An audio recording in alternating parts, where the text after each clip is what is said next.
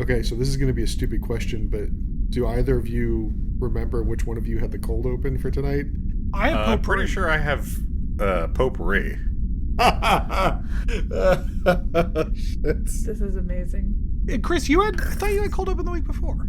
Yes. Yeah, you did, because you recorded that late. No, I was the week before last week because Yeah. on the recap tonight, I did Potpourri last week. Right. I am definitely Potpourri tonight. I have it. Episode Nope, one. I am. Episode 1. 87% sure. Look. I'm definitely Potpourri tonight. Liar. Fucking liar. Look. Incorrect. Look. Who did the recap last week? Look, I have this episode based sort of Potpourri. Whoever did the recap last week. No, I have this episode based Potpourri. I did have a the potpourri recap last that week. literally Oh my God, what cannot if they happen both in have the same another potpourri? episode. What if they have the same? That would be funny. Look, I Is it had Greek summary, mythology? then cold open, then pot, then summary. Because that's then... the deep dive. I have documented evidence that I am Potpourri tonight. We must have switched something up then, because it goes summary, Potpourri, cold open for me. That's always how it goes. No, that was summary last week. It's summary, cold open Potpourri. Yes. For you? I don't... No, it should be the same for all of us. Like, the only way it would work out the way it does is if it's the same for all of us. Yeah. You know what? I have Potpourri today. That's what I came with. Okay, well, hold on. What's your Potpourri? We're going to see whose is better.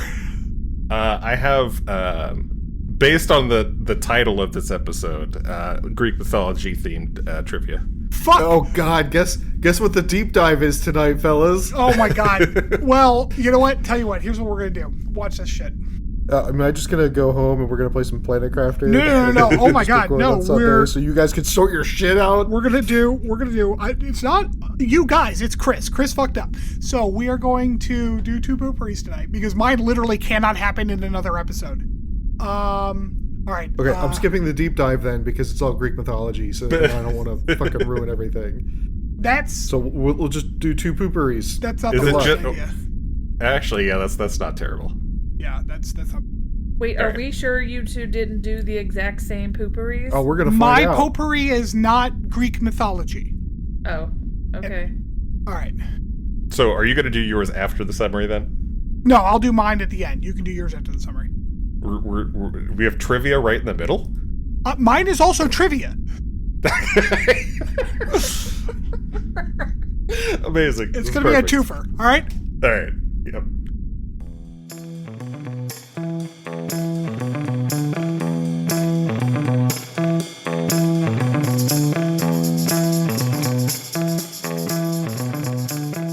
So, welcome everybody to Captain's Log Supplemental, where we are consummate professionals. Captain's Log Supplemental is a Star Trek rewatch podcast where we march ahead in chronological order, doing the same thing every week in the same order for at least the last 3 years.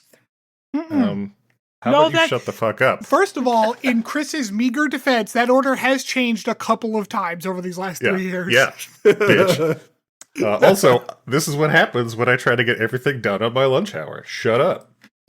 Well, frankly, I'm impressed because you got, hi, I'm Stanford. Frankly, I'm impressed because you got a whole potpourri done as well. Ah, man. Hey, you know, I gotta squeeze it in. Oh my God. All right. So yeah, if you like what you hear, somehow, after this whole mess, please remember to like, subscribe, write a comment. Stanford loves comments. Share us with your friends. It helps get the word of the podcast out. So, aside from, all of this, how was the rest of your week, fellas? Oh, I've got a saga. Just you have a fantastic. saga? We're only going to introduce Matthew then. Oh, yes. We have Matthew, Chris, and our producer, Mariah. Hi there. I mean, Matthew did kind of introduce me in a roundabout way. First of all, everybody, my name is Stanford. Fuck all of you. Okay, you're Matthew for the rest of this episode. It just sounds like Mariah can call me Matthew. That's fine. But it does sound weird when the two of you say it. I'd never call you Matthew. I know. Ever. What if I call you Mateo? No, my name in Spanish was Rafael. All right, I'm not doing that though. Yeah, I know, because that's how badass my Spanish name was, because our teacher was unclear with the instructions. Yeah, I also everybody's like, why didn't you go with Cristobal? Because that's a bad name. I don't know what to tell you. Like it just sounds like I'm saying crystal ball. That's just terrible. All right. So, what day was that? All right, hold on a second. Okay. Saturday. No. May 9th, the year of our Lord, 2025. Liam and I Liam is in his room playing or something. I'm about to make dinner. Friday night, Mariah's not home for dinner. Going to make an easy kind of omelet dinner. Omelet dinner is I take a leftover and make an omelet out of it. Everyone has a great time. Sure. I've got the leftover, which was a Moroccan stew, in the microwave. I've got eggs, like, cracked in a bowl. Got a podcast running, feeling pretty good. Then there's a very loud noise. My child screams, and all of the lights in the house go out. Nice. So we're out of power. And I'm like, Liam, calm down. But then it occurred to me that, like, why is the power out? It's just like a random Friday. It's not like it was storming or anything. And then all of the emergency vehicles go by. And I'm like, oh, okay, there was a car accident. That happens. And yes, it turns out there was a car accident that hit a transformer pole. Mm. Well, the power comes on a couple hours later. But, like, the lights in the kitchen aren't working. And some other stuff isn't working. So it's like, oh, okay, the breakers just need reset. And a couple of the breakers were popped from, various things. It happens, no big deal. Mariah goes in and resets all the breakers.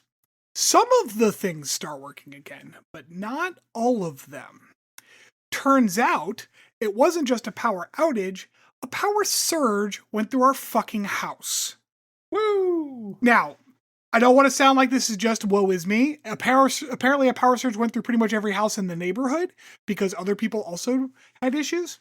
But we had to start suddenly weirdly diagnosing things. For example, the circuit breaker to the kitchen lights, which is like 6 overhead lights, was just fine. It blew every individual light bulb. So we had to replace all of those. All of our kitchen appliances were on those like reset outlets, like the new code for like rooms with water is. Those were all fine, but we had to reset each and every outlet. But our dryer did not start working again. It's dead to the world. So we had to get a new dryer.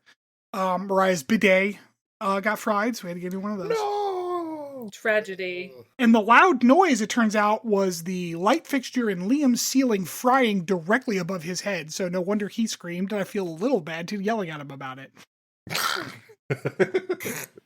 So, this saga's not over. But, suffice it to say, we had to replace the washer, a bunch of light bulbs, Liam's fixture, got an electrician in to do the fixture. Fine, great. Mariah's bidet. Yes, I had to call a bunch of professionals, etc. Last Friday, we had a very big storm here in Lansdale. Okay, like flash flood warning, the whole 9 yards. Now, our house is not like nearish enough to a body of water that a flash flood warning really affects us specifically, but like that tells you how much water was in the area.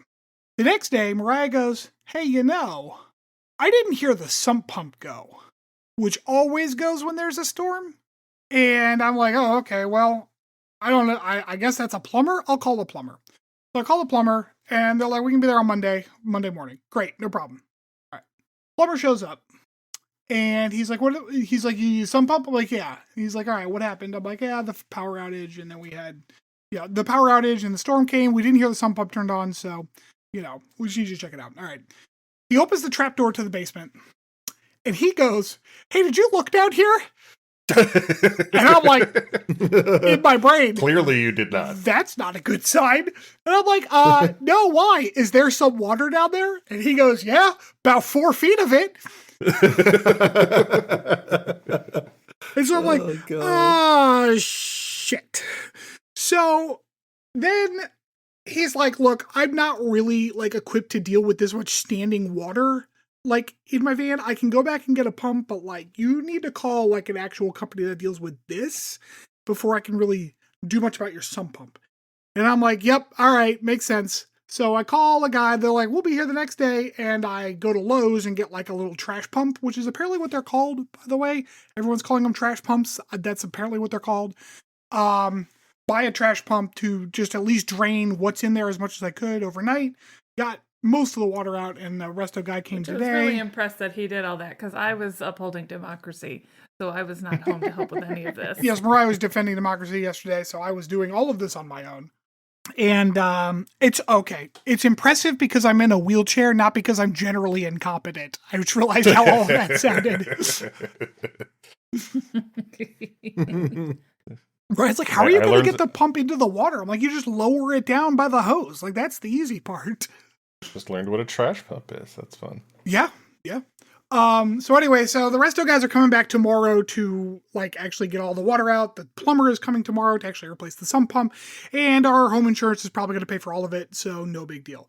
But it has been quite the week of like calling professionals and stuff, which is always nerve-wracking. Oh yeah, I mean we're millennials. We hate calling people, and that's not Matthew called the homeowner's insurance. And he's very brave, made a call on the phone, and it gives you the menu of selections. And it's like, the one selection is, if you would prefer a text message and to resolve this issue over text, press 2, which I wanted to change it to, if you're a millennial, press 2. Press 2. My issue is like, I have the anxiety, which is like, I don't know if there's a name for it, but it's that like, I don't know what I'm doing anxiety. I feel it when I go to like the post office. I don't feel it when I'm at the DMV because I'm in like a special headspace there. But I feel it like when I go to like the post office, and I feel it when professionals come over, especially when I have to call them, because I'm worried that he's going to walk in like the electrician. I'm like, yeah, I need this light fixture changed. And he's going to be like, you called me here for this stupid shit. Do it yourself, bitch. And then walk out of the house. And like, of course that's not going to happen. But that's what it feels like is going to happen. And the electrician was impressed because I had already removed most of the light fixture that I could, and then hit a point where I was like, I'm absolutely not doing this. Yeah, when it comes to electricity, discretion is the better part of valor. I think that's the right choice. Yeah, it also turns out our house is wired somewhat incorrectly, not like against code, but like not the smartest way to do things, which doesn't surprise me. It was flipped.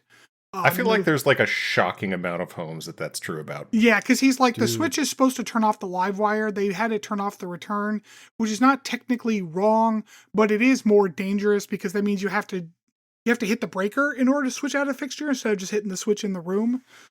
My aunt lives in a Levittown home that was built in the 70s.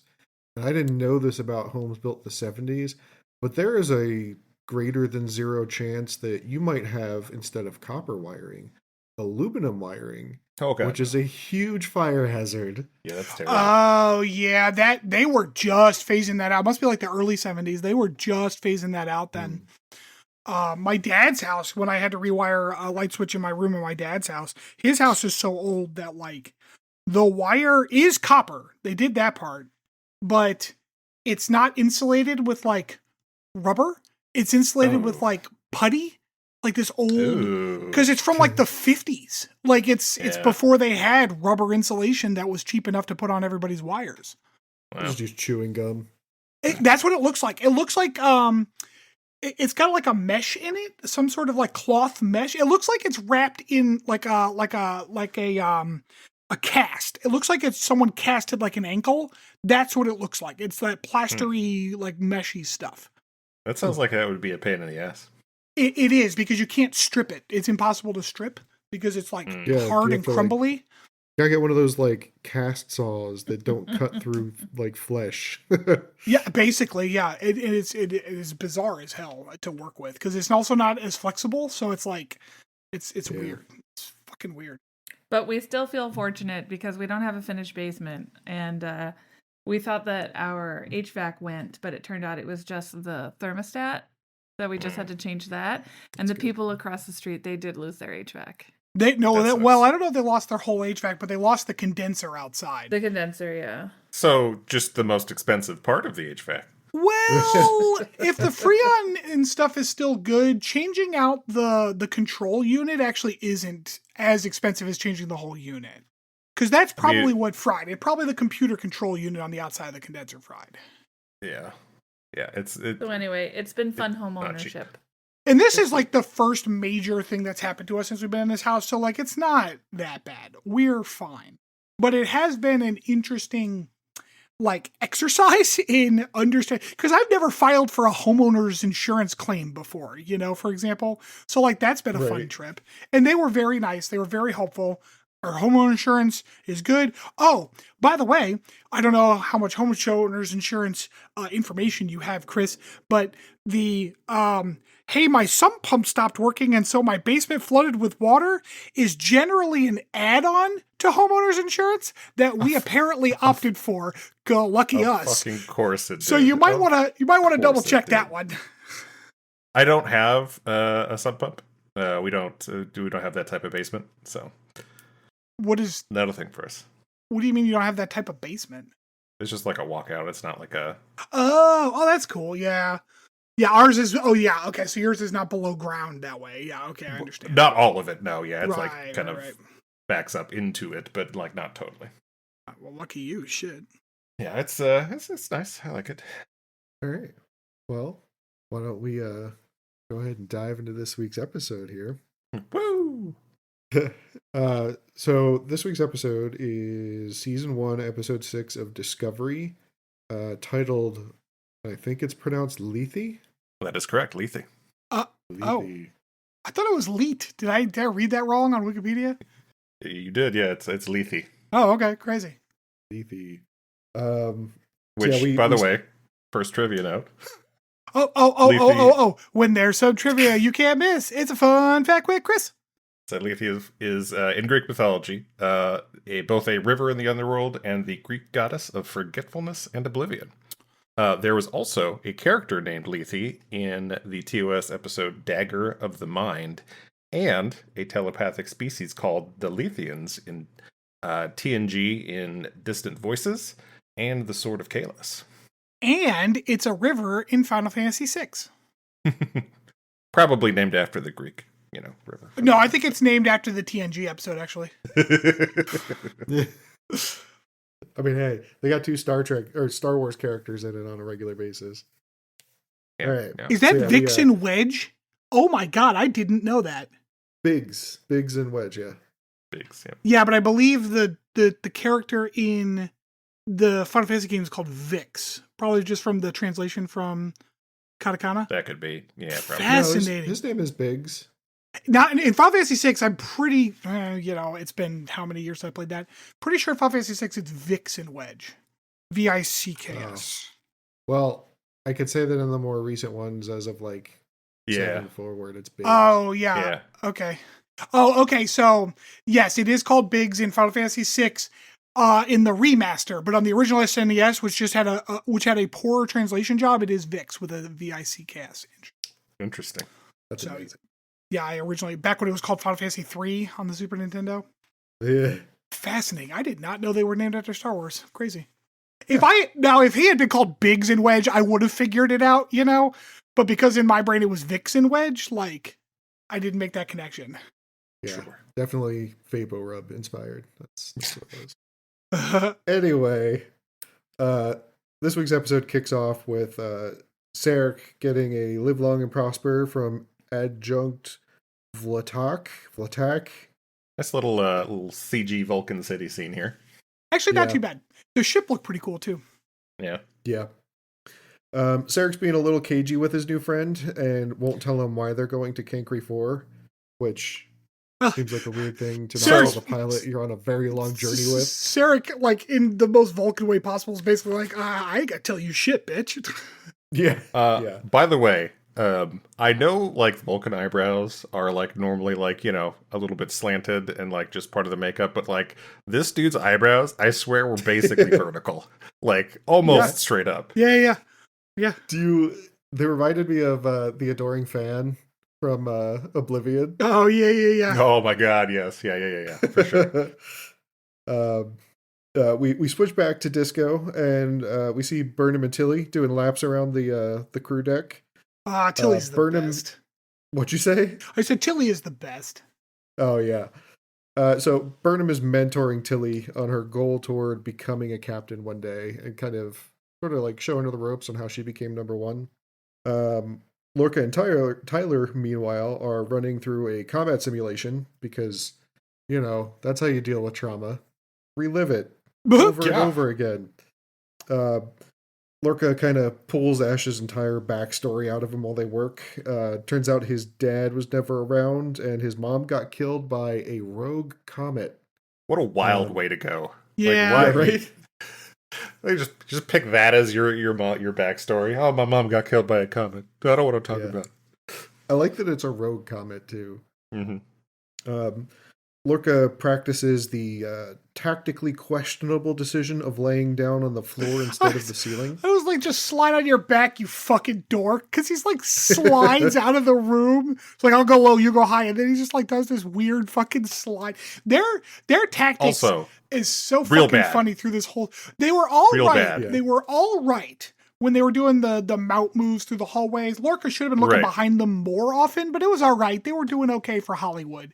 But And then- that last hall sequence, what the fuck was that? That part was dumb. But also they like go into the room, and when you're doing mount, like closing the door behind you is one of those things that you do if you're not sure who's in the hall behind you and you just want to double check that there's no one going to come in on you or whatever. But like that seems like a bad idea when you're in a spaceship and the doors can be locked remotely. Like I don't know about that move. And then, like, the Klingons just kind of show up from the fucking ceiling at one point. It was so random. Yeah, and then, in the hallway, after they leave that room again, and there's, like, just 2 columns of Klingons, and Tyler just runs down the center of the hallway, double, pistoling everybody. Yeah. It's like, at the end of, like, the shooting gallery sequence of some video game, there's always, like, that fun burst at the end where you just get to shoot constantly. Yeah. Yeah, Tyler tries to hide his excellence by, lowering his number below Lorca's, in terms of the total score here, the final tally of Klingon slain. Oh my god. And Lorca pissed me off too because, like, he's like, I read up on you, because Ash is like, I'm from Seattle. Lorca's like, I read up on you. You're from this town. It's like, was it like 26 kilometers from Seattle or whatever? And, like... No, he's from Seattle, man.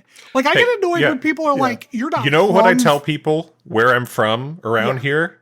I tell them I'm from Philly. Yeah, so do I. Yeah. Like, if I was in Missouri, I'd be like, yeah, we live in Philly or like near Philly or whatever. I would just say Philly because no one knows what fucking Lansdale is, right? Nobody knows where Levittown is. And that's because the country is pretty big. That's fine. But like, from the perspective of the whole fucking quadrant, because now you can just be anywhere, right? Like, yeah, he's from Seattle, Lorca. Don't be a dick. Yeah, so he does kind of give Tyler a hard time, but he also offers him a job as the new security officer. He does also kind of have a Tyler boner. I'm gonna be honest. He's really. My note here is, you know what, Ash? You seem like you'd be good mirror universe person. Yeah. Back aboard the Vulcan shuttle, Sarek finds out that his pilot is a speciesist and anti-Federation radical who turns himself into a bomb with some drugs. So, trivia note here. Oh shit, God. Go ahead. The biological explosive that the Vulcan extremist uses to try to assassinate Sarek was first used in Enterprise. Star Trek Enterprise, Season 3, Episode 12, Chosen Realm. Yeah, it was those motherfuckers in extremists. the... Yep, yeah. I noticed as soon as he stabbed himself, I'm like, oh, I know what that's from. Yep. Yeah. I appreciate how calm and collected this dude is while his body is clearly like catching fire from the inside. And he's just having this call. This whole exchange was like funny because they're just both being like stoic at each other. Uh-huh. Yeah. Yep. So yeah, we see Sarek's ship explode, and But he puts a barrier up right before it does, before it explodes. Yeah, interior deflector shield works great. Couldn't do that earlier, or like transport him off, or like any other useful thing. Shut up. Definitely not.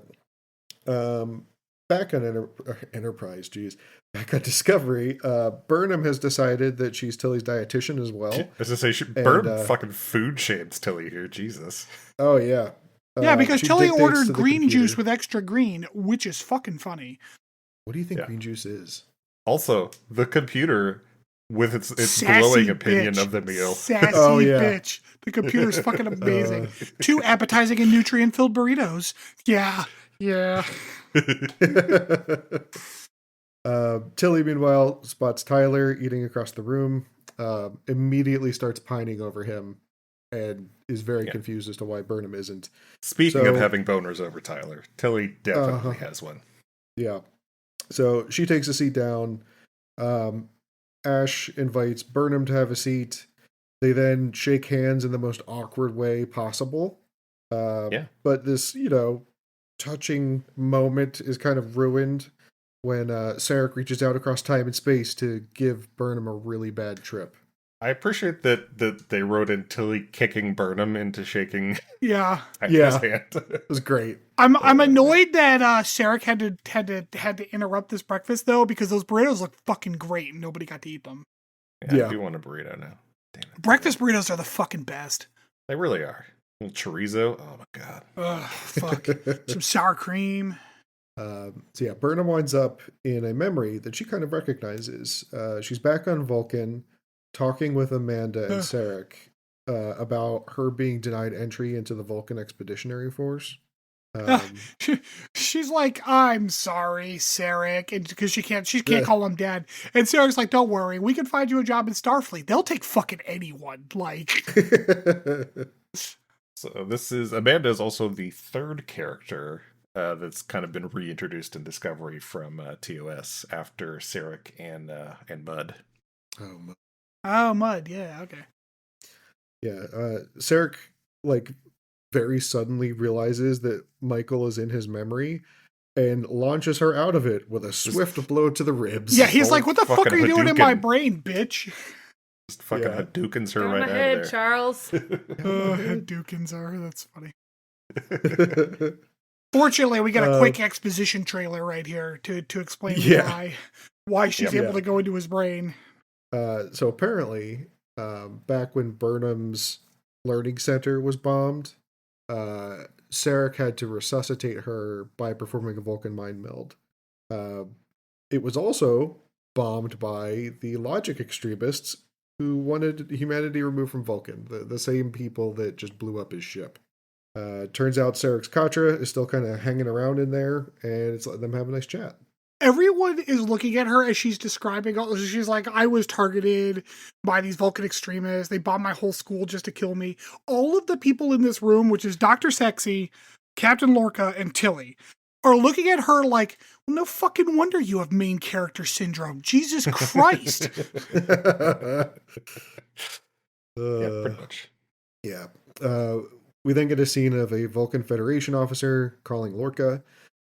Fills him in on both Sarek's mission to reach out to some independent Klingon houses, which, why would you be telling this guy top secret information like this? I get it that he runs Discovery, but just because he is in one top secret program doesn't mean he needs to know about all of them. But anyway, so technically he doesn't have to know, but he's got clearance, right? That's how clearance works. Usually, I guess. He also fills him in on Sarek's predicament, which kind of confirms what Burnham will be telling him in a couple of minutes.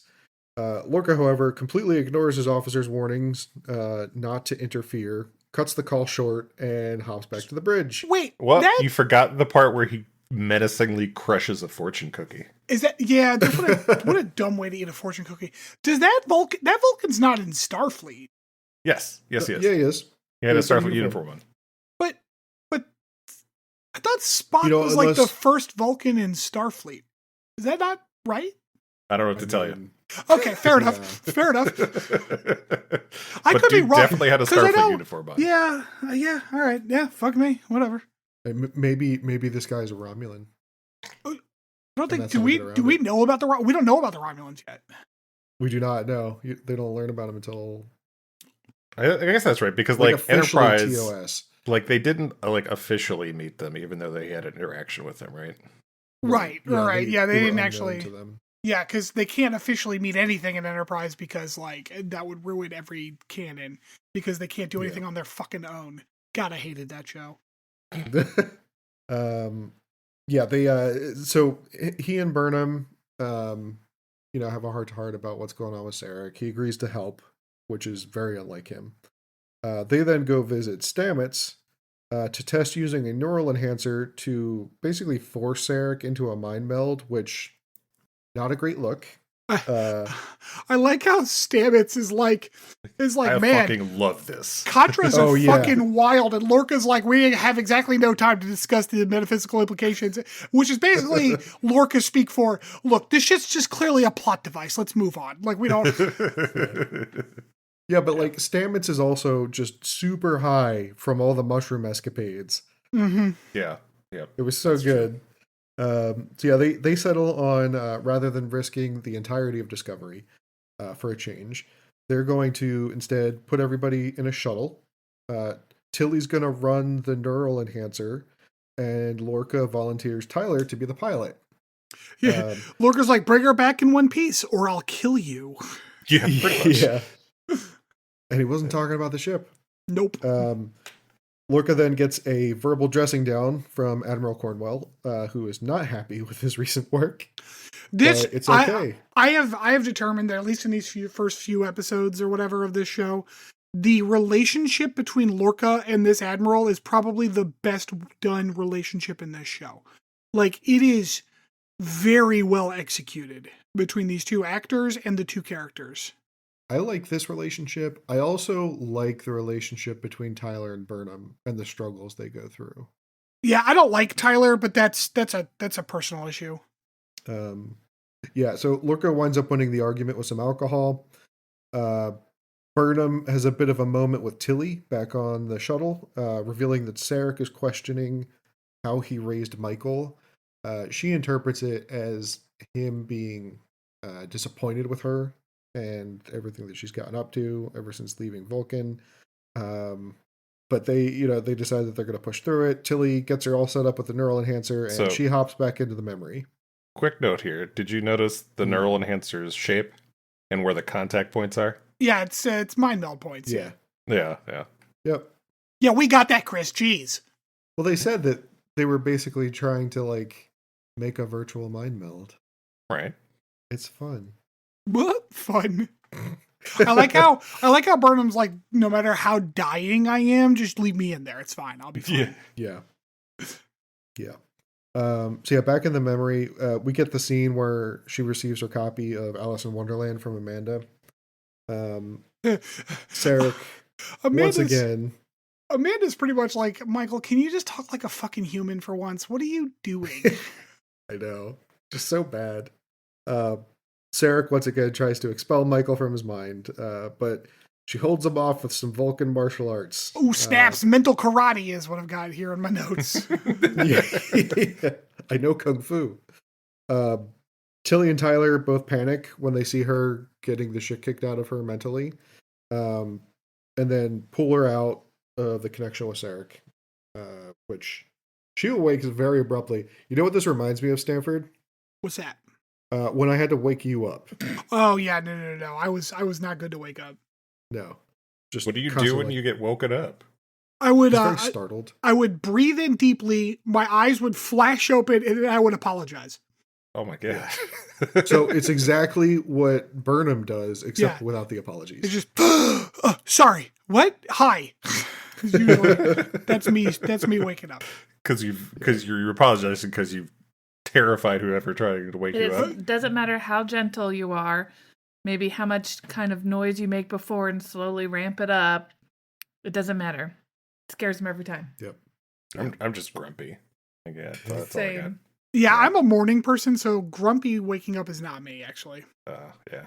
I hit the snooze button like 18 times. We know. Yeah. Oh once my I'm god, awake, I'm I awake. would hate that so much. Yeah, it was pretty awful.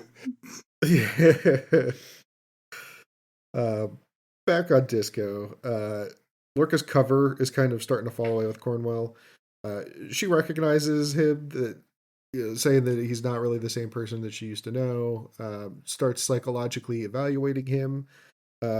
Tries to get him to contemplate his recent trauma and torture, questioning whether or not he really should be doing his job right now. But then they just have sex. Yeah, That's how you how you fix this. Yeah, I will say, I again, this is surprisingly good writing. Like like the idea that Lorca switched, but he's using the war as a cover for him being like a mean asshole now. Yeah. Like it's a reasonable way that someone might personality wise change, through the trauma of getting captured and then dealing with this war and stuff. So like Yeah. they did that pretty well, but they're doing a good job telegraphing that like he's from the mirror universe. And then like, yeah, they have a relationship that like you find out right now. And it's very much like it felt like, and I think this was on purpose. It felt like Lorca was like trying to play the part that he thought he was supposed to play. And so that's why they ended up fucking, like more so than like Lorca actually wanted to. I think he was just like, this is what I thought it was happen just next. I thought it was just supposed to be a diversion from her line of questioning. Yeah. And this that is too, 100% like self-preservation. Like that's why he's doing this. Like he thinks he needs to do this because it's what Right. his like main universe self would have done. Right. Prime universe. Yeah. Back at the shuttle, Tyler logics Burnham into realizing that Sarek isn't disappointed in her. Gonna do some but instead speeches. is worrying about why he failed her. So they hop back into the memory. Sarek finally lets her see the conversation he had with the admiral from the Expeditionary Force. Sarek was sort of forced to choose one of his children to serve in the Expeditionary Force because apparently 2 not fully Vulcan officers would have been too much for the Vulcans to stomach. They're really racist. They're really racist. I like So how the guy's racist. like, we have to titrate an integration of humans into Vulcan society. Oh my Like, God. 1.5 humans out of a society of billions was too fucking many? Like, what the fuck? Ew. Dude, this is like the whole like think of the children argument with like multiracial families. It's Yeah. a slippery slope, Rob. I mean, come on. Jesus Christ. So yeah, he chose Spock, who went on to join Starfleet anyway. Because he's a So, special boy. jokes on him. Well, He I is a special boy. think, well, I mean, not only were they written into the corner that obviously it had to be Spock because that's how the history goes. Oh yeah. I think the implication was that he chose Spock because he was worried that Spock wouldn't have another alternative being Vulcan, whereas Burnham was human and so therefore would fit in better in like the Federation, or I mean Starfleet. I don't. Is that implied anywhere? Because I don't think it is. That's what I caught, but maybe that was me just being a nice dad. Like that's just what it felt like. Because we don't really get a reason why he chose directly why he chose Spock as opposed to her. And that was my take on the situation. Your headcanon. Yeah, and maybe That's a good it's kid. something that like maybe will get revealed once her and Spock interact. Maybe. Yeah, I don't really remember a whole lot of that interaction. Yeah, so Sarek's biggest regret turns out to be his perceived shame and failure from this day.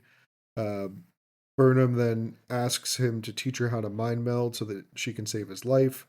They do mind meld again, and Sarek's finally able to wake up and hit his distress beacon. Okay, It was mind meld inception. It was a mind meld within. But it's also Mind like meldception. I was like, can a human do a mind meld? Well, I guess they're in a dream, so what does it fucking matter? Yeah. But I will say, Sarek is like, I'm ashamed of my failure of this day or whatever the fuck. But like, if you listen to his words, he's not that ashamed of the day so much as he's ashamed that he didn't know that Spock was also not going to join the Expeditionary Force, because it sounded very much like he would be like, if I'd known your brother was also going to be a fuck up, I would have let you in instead. That's 100% what he said. Which is Absolutely. a little like, damn. Like, Yeah. Unfortunately for Lorca, his post-coital cuddles are interrupted after Cornwell wakes up before him, sees a brand on Lorca's back from the mirror universe, and then starts to touch him. Lorca apparently is also easy to startle because he lurches awake, jumps on top of Cornwell, and holds a phaser to her head. Yeah, just like a normal reaction. That's what everybody does, right? Yeah. Right. Yeah. Cornwell doesn't think so. She plans on reporting him to the War Council or whatever. Lorca straight up begs her at this point not to, saying that Discovery's all I've got left. Please don't take this from me. Sounds like an addict. yeah. Well, Yeah. and she says, I hate that I can't tell if this is really you, which is like a good line. Like that's It a is, good. good like insight into her thinking during this little process. Yeah. Agreed. Yeah. Yeah. Lorca then, just suits up, goes and visits Burnham outside of sickbay to see the recovering Sarek. They do rescue him. He offers Burnham a position on the bridge as science officer, which she accepts. Feels kind of weird to like not even know that you're going to have a job, but you're offering somebody else a job to work with you. Not just somebody else, a convicted mutineer. I thought it was funny because I'm like, doesn't she already kind of have a job? What do we? Also that, but she's literally like, I know it's a show, but a week has not gone by where she was not directly tasked with something. So obviously she's got things to do. Yeah. Yeah, she upgraded from gopher to actual position on the bridge. I guess. Yeah. Burnham then has a one-on-one with Sarek. He tries to play dumb about the memories that they shared. Really just unwilling to unpack any of this with her right now. Cornwell, meanwhile, has decided to move forward with the peace envoy, which Lorca has suggested. Well, you missed the conversation with Ash and Burnham. Conversation with Ash? After Sarek, Burnham and Ash like had a meal together. It was just the two of them. Oh, that's after Lorca sees Cornwell off in the shuttle. Yeah. Oh, I'm sorry. I thought you were talking about the part where Lorca or where what's her face is meeting with the Klingon. No. Because that happens at the very end. Okay, my apologies. Yeah, Lorca sees her off. She's sad. He's sad. Everybody's sad. Oh, he's got this look on his face where he's like, I'm gonna have to find a way to kill her. Yeah, pretty much. Well, hang on a minute. Mm-hmm.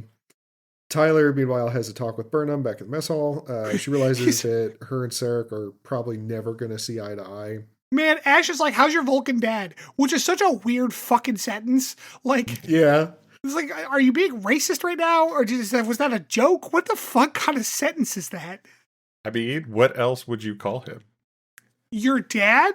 Your adopted dad? Your stepdad? How's Sarek? Like... But Vulcan dad sounds so much funnier. Yo, how's your Vulcan dad? Can you imagine if Can you imagine if I went up to like a buddy of mine and was like, "Hey, how's your black dad?" Like it's weird. It's a weird like thing to just call someone's race out. Okay. Like that. Okay. Hang on a minute though. What if they have a black dad and a white dad?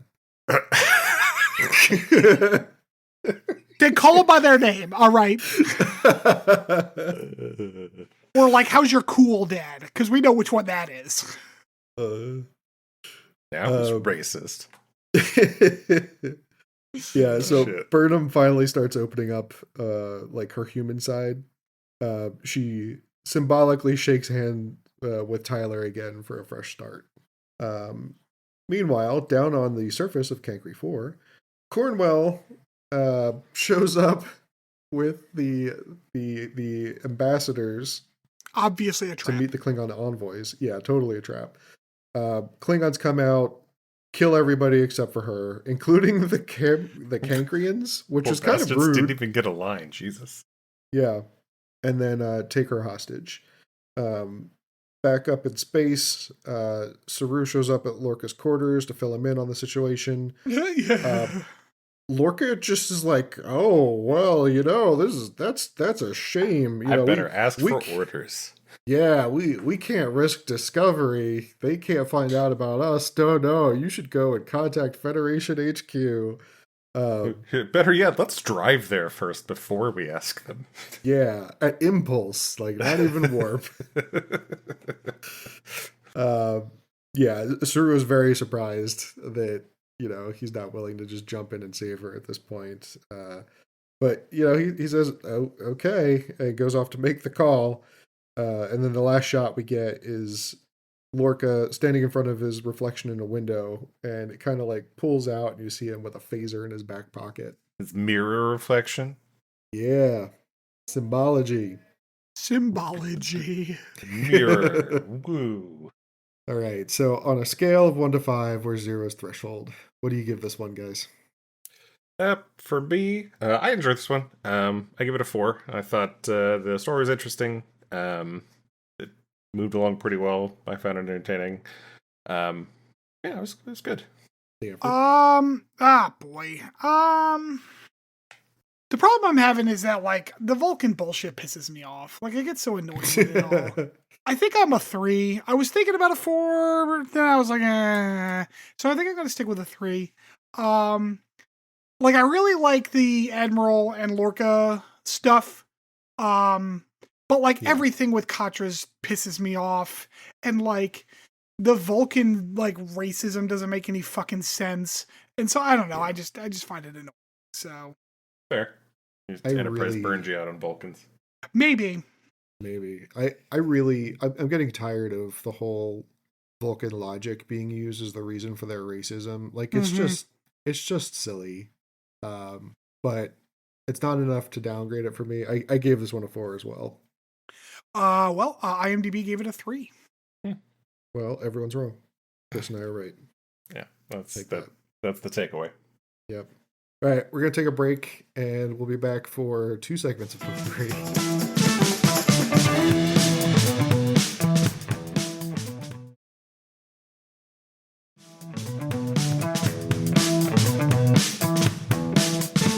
Welcome back, everybody. So, for reasons that are definitely not my fault at all, we got our segment responsibilities. We definitely did it, not just me. We switched did it. Up a little bit. Chris did an oopsie doodles. And so we have a special episode here for you today where you get 2 potpourri segments. The best part of this is Rob still did a deep dive research, so like it didn't even save us any time. Yeah. See, totally not my fault at all. I don't know what you guys are talking about. Anyway. But it wasn't a waste of Uncle Rob's time because now he has more knowledge. That's in order true. to bond with his nephew. See, I gave you the gift of knowledge. And actually, Rob, if you don't win this trivia, that's fucking depressing because not only did you just do a whole deep dive about it, I don't know dick about Greek mythology. I'm really bad at it. Okay, All well, right. I didn't really learn a whole lot about Greek mythology. I learned about how Star Trek has used Greek mythology. Okay. Well, So that's probably still more than I know. As you guys have hinted, this trivia is about Greek mythology, inspired by our episode title, Lethe. So basically, we're going to go first to the poll. Whoever says the answer first gets the point. And you guys ready? Yeah. Yeah. All right. Who is known as the king of the Greek gods? Zeus. Oh, damn it. Yep. For Rob. I did know that. Old Zeusy poo. Zeusy poo. It's like, you played Hades. You should know some of these. Yeah, that's a good point. Yeah, Old Swan Man. Yeah, he played Hades, but I spoiled the Hades story for him without even fucking playing the game. That's amazing. All right. Liam could probably do it too. Who is the king of the Titans and father of Zeus, later overthrown by Kronos. his son? Kronos. Rob said it first. Or was it Rob? Okay. Yeah, but I said O first, which means I clearly knew the answer. Oh. I wonder if there's I wonder if there exists, and maybe we should look into this, like an online browser-based like buzz-in thing. Oh yeah, we should do that. That would be good. That's a good idea. Get real profesh on this. Yeah. I feel like Discord should have that somehow in there. Right. But All right. Yeah. Next one. Yeah, that would make sense as a Discord thing too. Yeah. You guys ready? Yep. All right. Who led the Argonauts on their quest for the Golden Fleece? Jason. okay, He Rob. beat you by a hair again. All right. I don't Next like one. this game. Which, at least you know these answers so far. Yeah. Which tragic king solved the Sphinx's riddle, setting the Agamemnon. stage incorrect for his ill-fated destiny? I'm going to need you to repeat the question slowly while I have an opportunity here. Which tragic king solved the Sphinx's riddle, setting the stage for his ill-fated destiny? Oh, Odysseus. Close. Oedipus. That's not close at all. Oh, wait, that's Odysseus. Is that Odysseus' dad? I don't know. It started with an O. Oh, I guess Oedipus does start with an O. Alphabetically, very It is, yes. Very similar names in Yes. terms of the English letters. Yes. Yes. Yeah. All right. Which god of healing and medicine is often depicted with a staff entwined by a serpent? Hermes. Nope. God It's of often healing. depicted with a what? Depicted with a staff entwined by a serpent. God. No, Hermes is the messenger god. Yes, Hermes is the messenger. Oh, that's right. Dumbass. Jeez. Fuck if I know. It's not Daedalus. Is it Daedalus? He wasn't a It's god. not Daedalus. Nope. Yeah. Prometheus. Nope. Fuck. Asclepius. Epoch? Yeah. A slut? What was that? Asclepius or Asclepius. I'm not sure how I guess that's pronounced. I think Prometheus gave humans the Asclepius. ability to Asclepius. Asclepius. Oh, fuck. Okay. Which god is credited with inventing the lyre using a tortoise shell in his infancy? That sounds like Hermes. No. It is Hermes. Oh, fuck. God Yeah, damn it. the only reason, okay, this is sad. The only reason I know that is because his character in the Disney hit movie Hercules always had that fucking lyre with him. Oh, yeah, that's right. That's funny. I forgot about that one.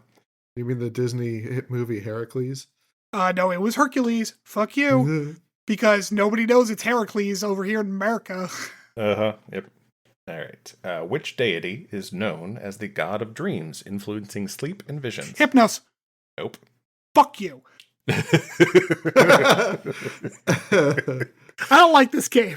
I was so excited to thought I knew that. It was a trap. See, It was a trap. I think that I should just get a point because I didn't shout out the wrong answer.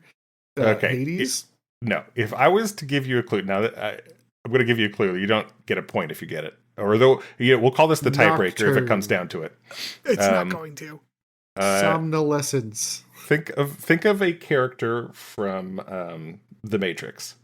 Cypher. Switch. Morpheus.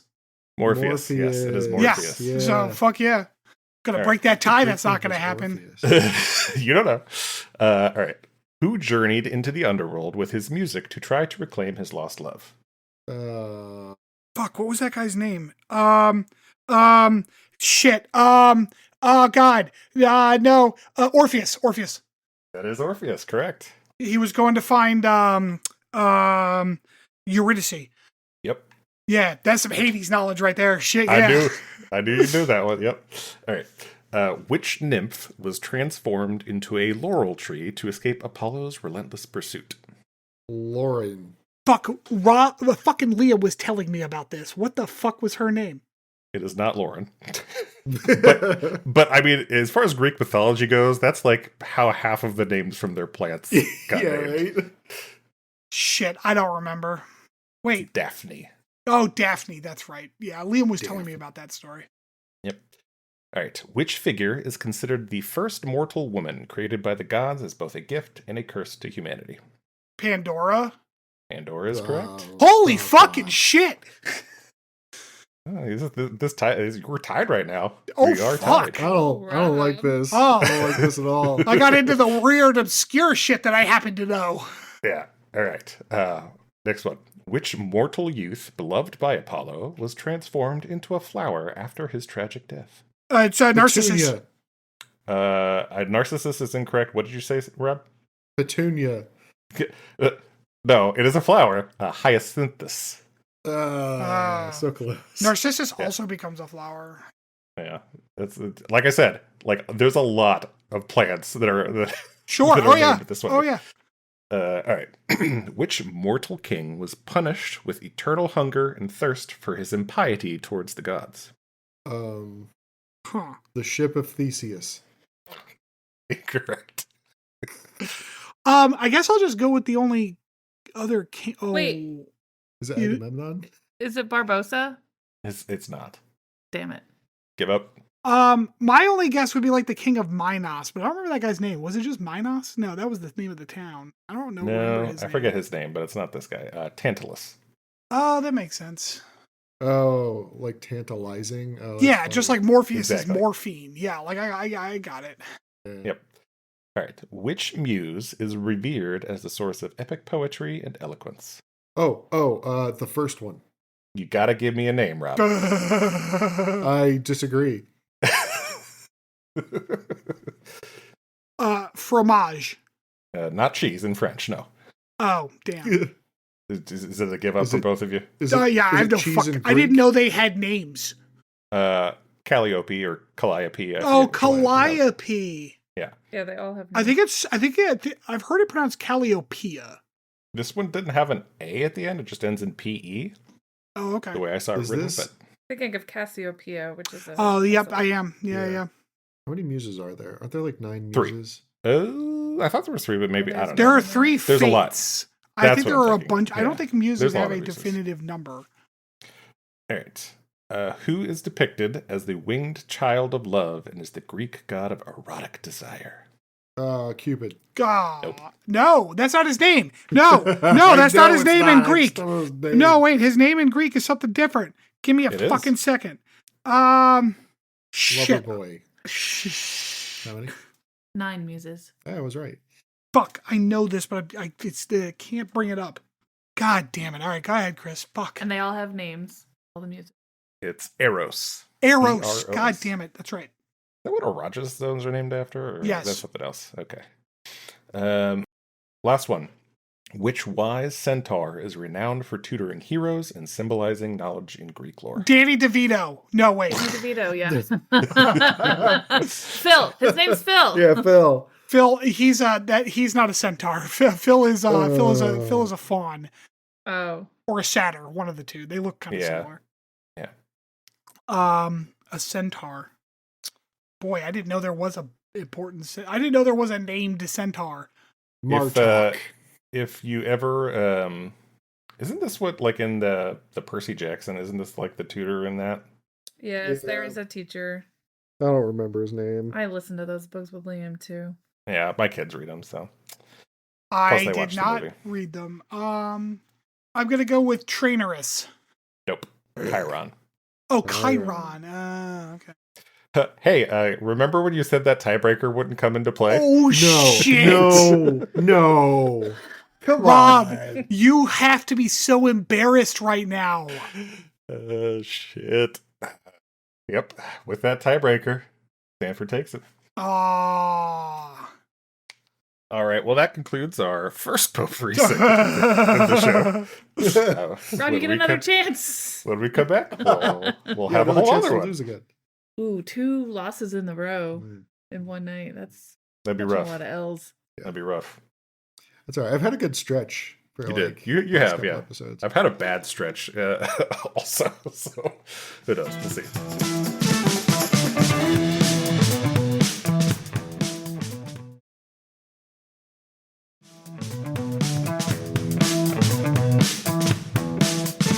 Welcome back. All right, so to shake it up, because I know we tend to do a lot of Star Trek specific trivia, and really just to be very original, I kind of went a tangential way with the title of this episode in order to craft a trivia that's not actually Star Trek related, but is related to the obscure title of this episode. Please, No one God, else no. has ever done this.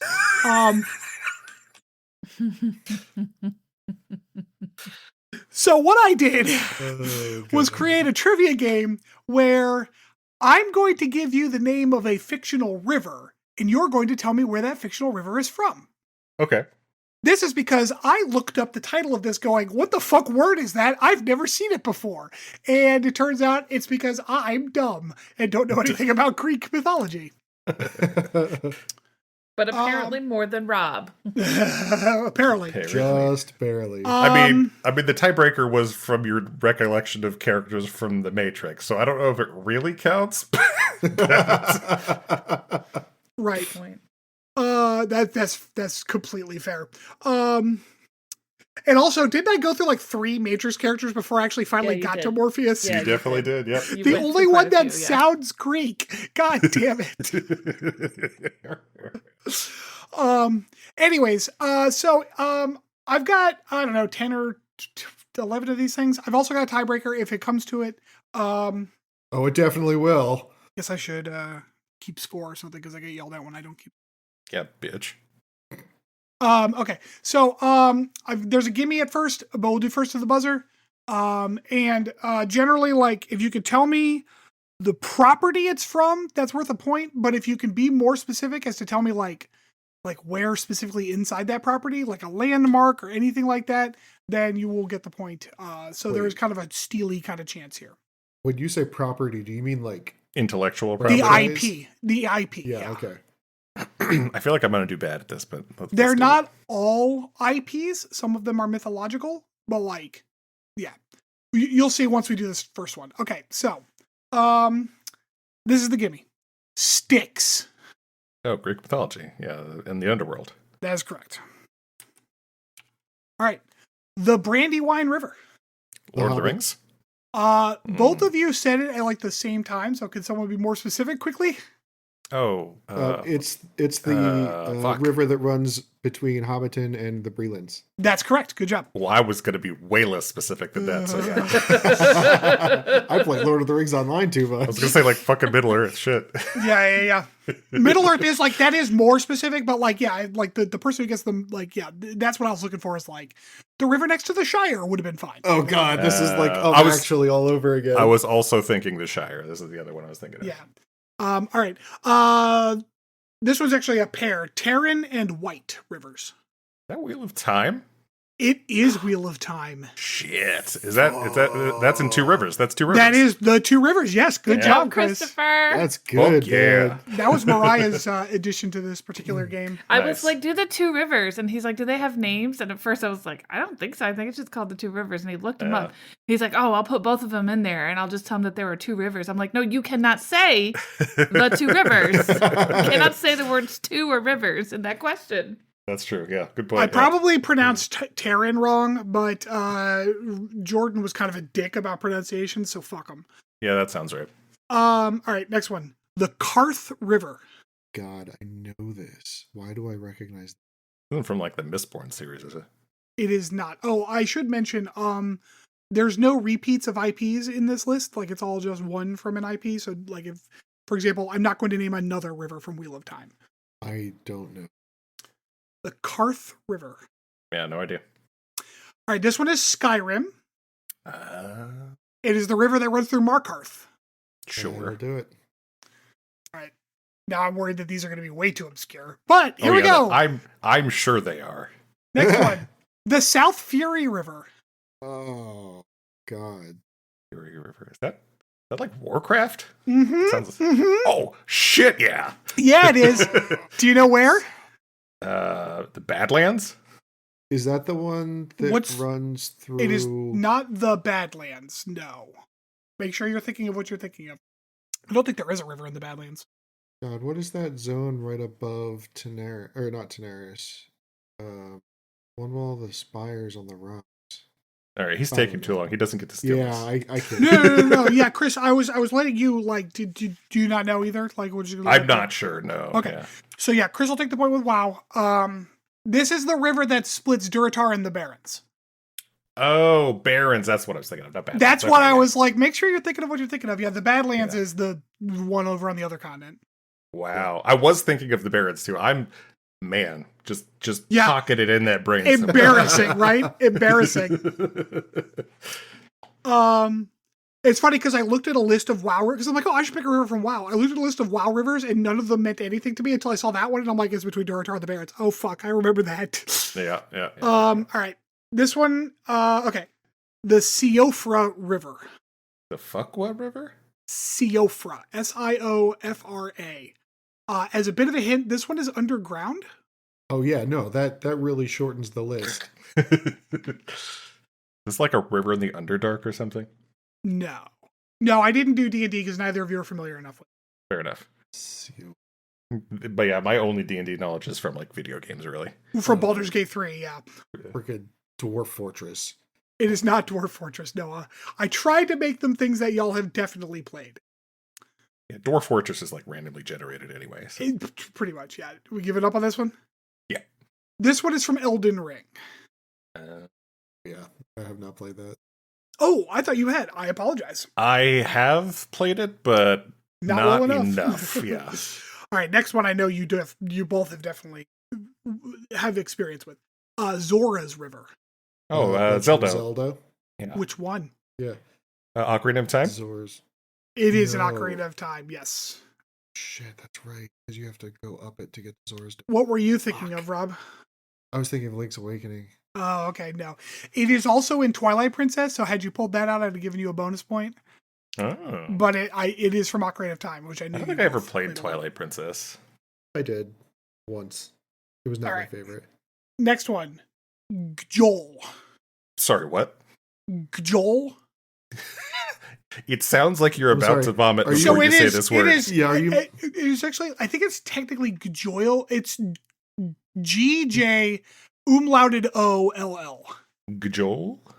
Okay, Joel? it sounds like you're making fun of the Hebrew language. It is not Hebrew, so not this time. I don't know, Stargate, Gold. Gjol. All right. As a hint, this is not a video game. This is a mythology. I was gonna say mythology, but I have no idea from what mythology. Norse That's- mythology. That is correct. Yes. Oh, yeah, that's Can you a be- good call with the GJ. Can you be Yeah. more specific, either of you? No. It's a river in Jotunheim. No, actually, specifically incorrect. So I'll give Rob the point. That one is it's the Norse River of the Dead. Oh, okay, sure. Oh. I wanted to use the Egyptian River of the Dead as well, but that one turns out is just the Nile. So like, Yeah. man, those motherfuckers love their asses some Nile. All right, Yeah, they did. It was kind of a big deal. They had one river. there are 4 more of these, and they're all video games. All right, the Los Santos River. Is that Grand Theft Auto? Grand Theft Auto? Yes, which one? Grand 5. Theft Auto. 5 is correct. Yes. God damn it. Gotta describe the number, Rob. You can't waste time with the name of the game again. He was trying to jog his memory. The River Chiontar. I'm sorry. Chiontar. No idea. No idea. Yeah, All right, that one is Baldur's Gate 3. I don't remember that at all. Cool. All right. Hopefully you both will get this one. Pelican Town River. Oh, that's Pokemon. No. No, Pokemon Town. Every town is something. Town in Pokemon. How is it not that? The Pelican Town River. This Pelican is very Town. funny because you're both going to be so fucking mad. Like it sounds familiar. Oh, Like I it know does. this, but what is it from? Why the What you got? fuck can't I think what this belongs to?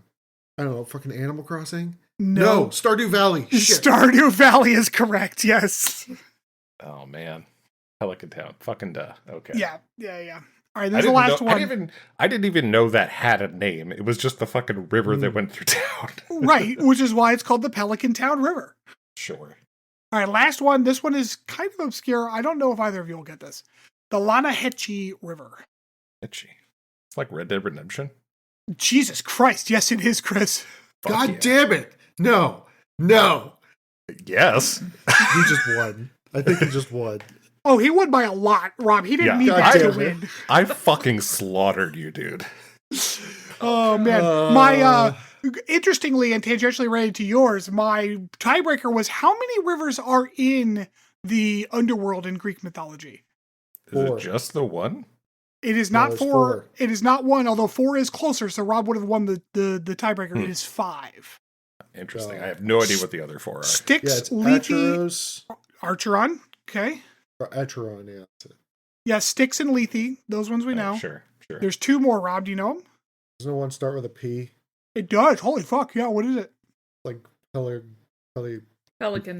yeah, Pelican. Pellegrino. Pelican Town River. It is Phlegathon. Phlegathon. That's it. Yeah, Which- PF. Yep. Oh Yep, yep. yeah, I always used to. I used a stupid mnemonic device of like it sounds like it looks like phlegm. Phlegm. Mhm. I bet they're related, if I'm honest. And then there is one more. It's Cocytus. Cocytus. I don't know how it's pronounced. Cocytus. All right, since you guys ruined my deep dive, I do want to bring up one cool thing about the River Lethe. Fuck yeah, Okay. bring it up. All right. So there were 2 different thoughts as to why it was in the underworld. One says that the shades of the dead drank from it because they were required to forget their earthly life before being reincarnated. And the other was that they had to forget their earthly life before entering the underworld. Interesting. So when you say 2 different ideas, do you mean like the Greek myths conflict, or the Greek myths know but we don't know, or the Greeks were like, No, we they conflict. think? Oh, okay. They conflict. Yeah. Because I know Greek myth has a lot of conflict in terms of interpretation and stuff, because they wrote a lot of fucking myths because it wasn't really a strong religion for them. They were just making shit up. Yeah. Sure. Also, the one river, Acheron, Acheron, yeah, is Archeron. It exists in real life too. Like there's an actual river named that Yes. Yes. That is, in that river, the Archeron is the one that is supposedly the entrance to the underworld. So like that is the one that exists in both our world and the underworld. It is often misunderstood that like Charon's boat goes on the river Styx. It actually doesn't. It goes on Archeron to ferry people from the mortal realm to the underworld. But because because Styx is such a cooler fucking name, like most people just assume Styx is that river. But Styx is actually just kind of like the river that gets around Hades. It's like Hades' subway system. So, all right, well, that'll conclude our very special trivia-based episode. As we say at the top and the bottom, please do rate, review, give us some stars. We prefer 5 of them if you can. That'd be great. Tell your friends, tell your coworkers, tell your long-lost loved ones. And have a good night. We'll see you next week. Good night, Matthew. Ew, God.